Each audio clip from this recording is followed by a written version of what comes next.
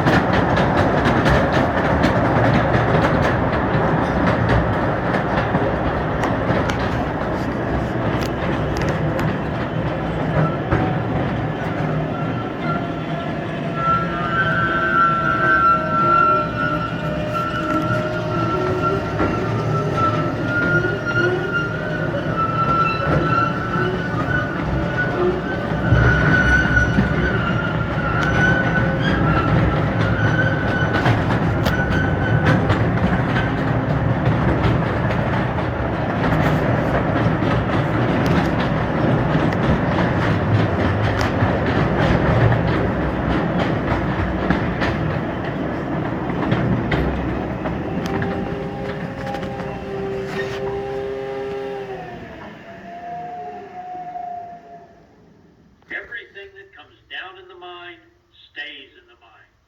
And if you look at the lit area, you'll see that this is even true of mining trash. Now we know this area was mined in the 1940s and used as a break area in the 1950s. And we found many name brand products in this trash pile from that time period, and some of which are still around today. There are a couple of things that we noticed here. One, there's a calendar from 1953 on the floor by the rocks on the left. And two, when we found it over by the pillar, the gray trash can, well, it was empty. We consider all these items to be artifacts, which only proves one person's trash is another's treasure.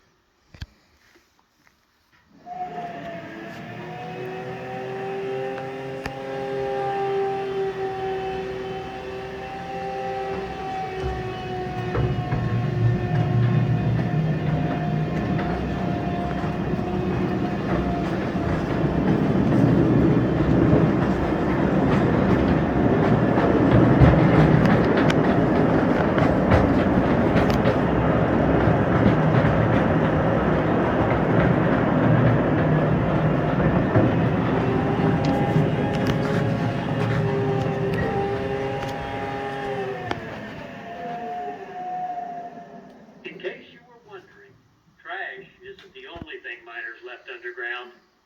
And apparently this area was used as a restroom. Oh, no fancy porta pots here. And they weren't very careful with the toilet paper either. And this is one reason we say, don't lick the salt. As we round the curve up ahead, two spotlights will come on.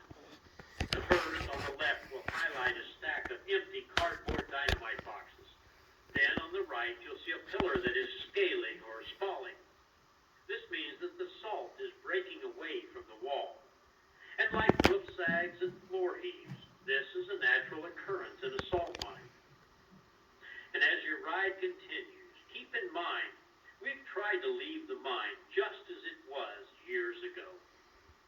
Now, when we get to the station, please remain seated when we stop and do not get off the train until instructed to do so.